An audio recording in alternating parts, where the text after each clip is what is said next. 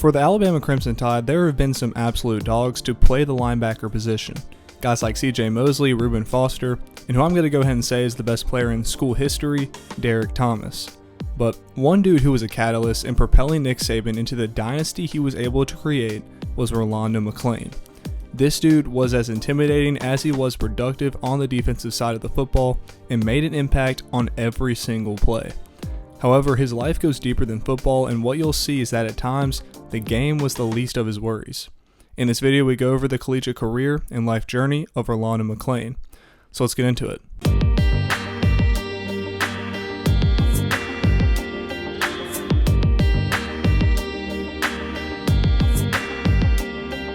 So we're going to touch on this dude's childhood to give a little background as to where and what situation he came from. In simplest terms, he did not have an easy childhood at all. He was raised by his mother and his father being out of the picture in Decatur, Alabama. This was a tough area to grow up in for Rolando, being surrounded by violence and gangs all the time, and it was an overall bad environment for any kid to grow up in. One night, allegedly, his mom, who was later diagnosed with bipolar disorder, threatened him with a knife.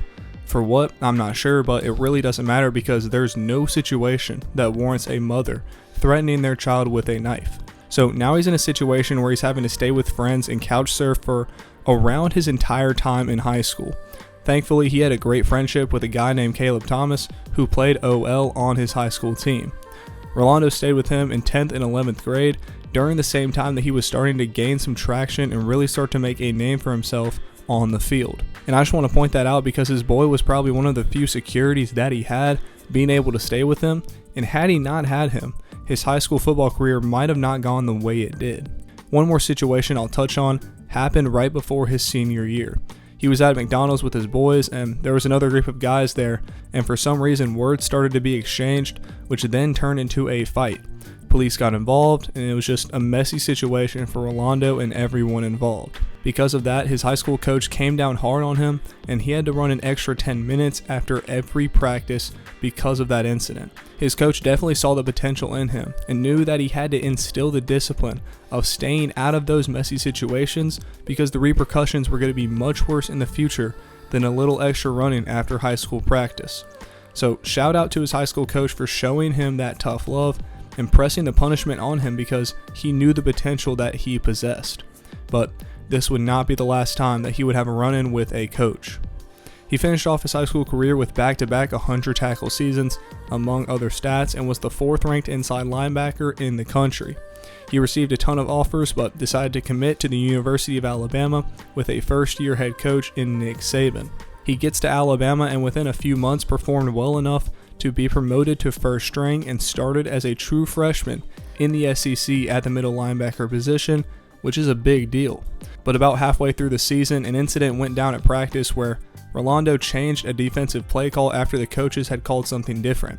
Nick Saban yelled at him and asked what he was doing, and this man straight up told him to be quiet.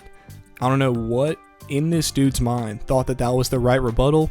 Like, there's no way he thought Nick Saban would just be like, oh, my bad, sorry about that. Like, there's no way. But regardless, that's what he said, and he would not start for the next 5 games.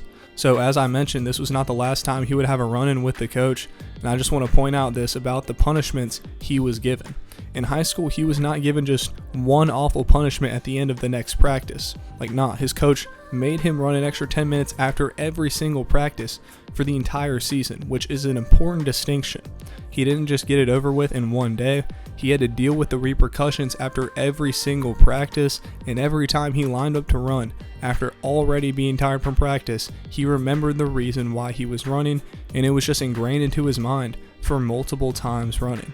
So it surprises me even more when he told his head coach at Alabama to be quiet and then had another punishment that lasted multiple weeks, having gone through what he did in high school. Also, this was Nick Saban's first year at Alabama, so he hadn't really built that reputation that we know him as now yet. So maybe Rolando thought he could get away with something like that, but he was very wrong, and honestly, I don't know a single coach who would let that slide. But getting back to the season, besides that incident, he had a great relationship with Nick Saban, and he balled out as a freshman in the SEC. He ended the 2007 year with 74 total tackles, 5 tackles for loss, a sack, and 2 interceptions. He was named a freshman All-American and was a freshman All-SEC selection. Along with that, he not only balled on the field, but off as well, as he won the team's Academic Excellence Award at the team's award banquet in early December. So what a way to start his college career, and he would only improve throughout his time at Alabama. In 2008, the Alabama dynasty really started to take off, and with team improvement came an increase in production from everyone, including Rolando. The team would go undefeated in the first 12 games of the season, but sadly lost the last two, which were the SEC Championship against Florida and the Sugar Bowl against a 7th-ranked Utah team. Regardless of the finish, it was a huge improvement from the previous season, and as for Rolando, he was the clear leader of this defense, finishing with 95 total tackles, 12 tackles for loss, 3 sacks, and an interception. He would be a first-team All-SEC selection and was an AP third-team All-American as well. He was also a finalist for the Butkus Award, which goes to the best linebacker in the country, and was overall really starting to gain some traction and make a name for himself. His 95 tackles led the team, and this wasn't some mediocre defense. This was a top 5 defense in the country, playing in the SEC West, and Rolando was the dude leading the charge. But 2009 would top everything, as he cemented his legacy at that school forever. Coming off of that 2008 season, yes, they did have 12 wins, but they ended the year with those 2 tough losses, which meant that they were coming into this 2009 season with something to prove.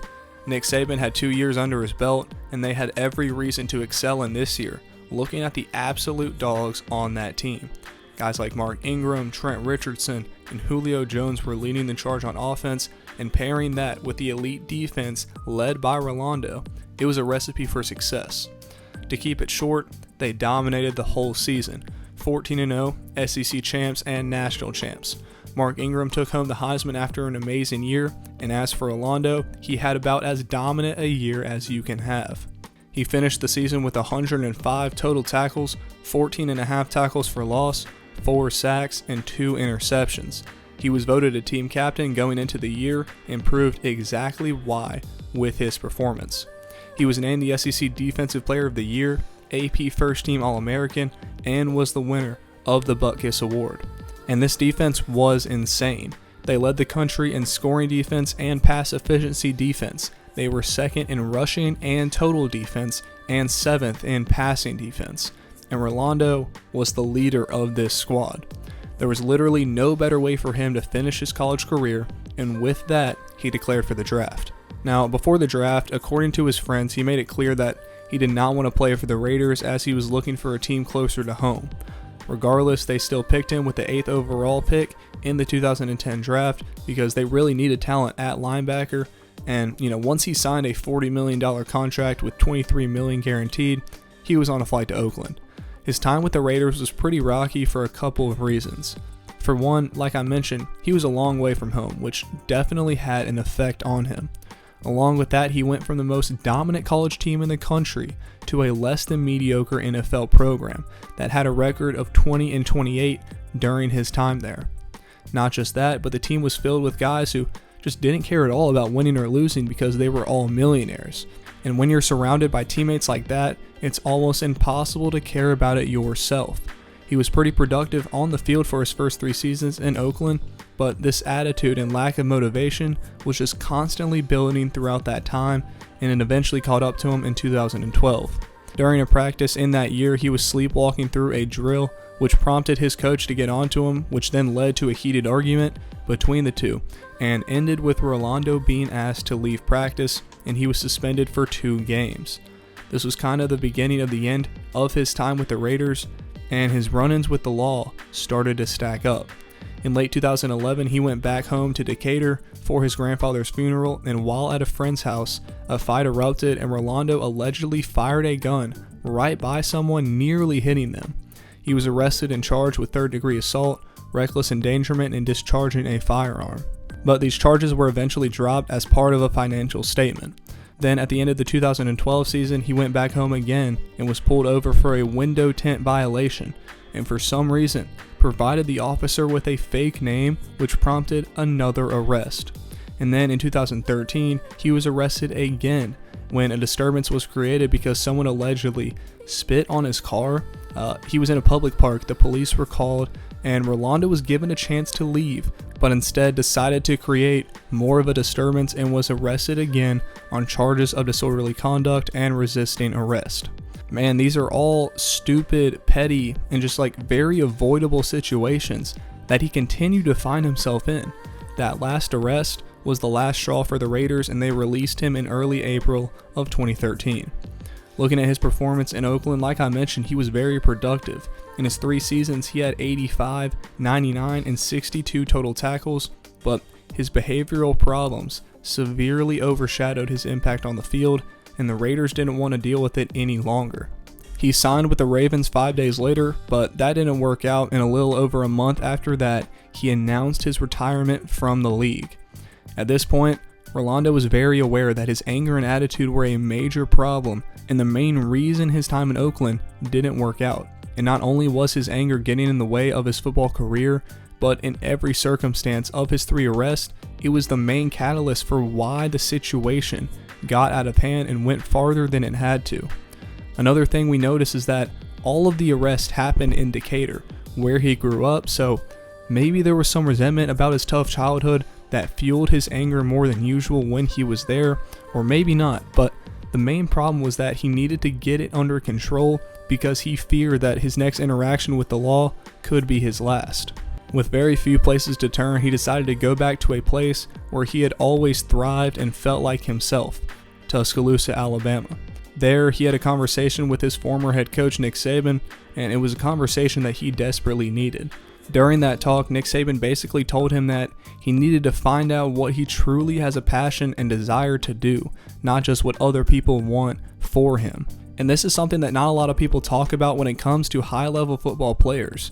We see someone with a lot of talent and skill on the field and just assume that that's what makes them happy and fulfilled. Now, I'm not saying that Rolando hated football or anything, but there's a clear difference in the way he felt and approached the game in college and the NFL.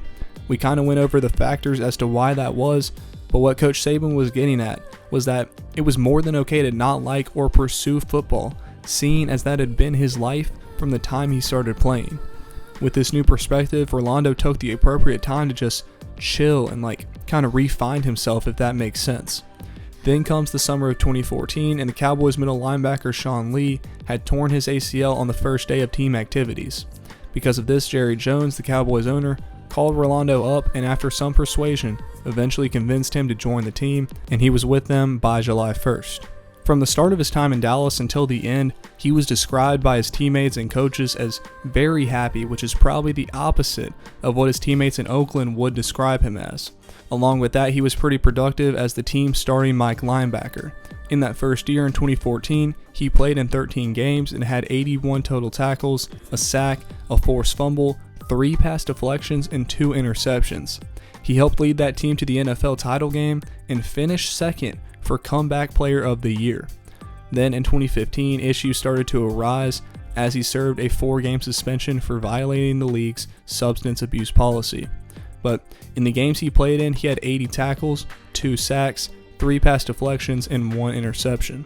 Sadly, ahead of the 2016 season, he served a 10-game suspension for once again violating that policy, and then he was suspended indefinitely after he failed another drug test halfway through the season. He was reinstated in 2019, but the Cowboys released him, and he has yet to appear in another NFL game. He's apparently still trying to play in the NFL as he is working out and staying in shape, but as a 34-year-old free agent, it could be the end of his football career. But hey, you never know. So, as we look back on this man's long and complicated life and career, we see an extremely rocky journey with its fair share of highs and lows. This dude went from being a catalyst of the greatest dynasty in college football history to a bummy Oakland team where losing was the norm. This fueled his anger, and his anger led to him having some unnecessary run-ins with the law. He takes some time off and then joins the Cowboys looking like a new person, but then falls back into bad patterns and abused that substance abuse policy so much to where he got indefinitely suspended. But what matters is that he seems to be in good spirits and has come to terms with the fact that there is so much more to life than football. As for his comeback, I think it's pretty unlikely, but if he has his heart and mind set on that, I hope no one tries to take that away from him. Alright guys, that's going to do it for today. If you enjoyed the video, make sure to like and share it, as that helps the channel to grow. Besides that, until next time.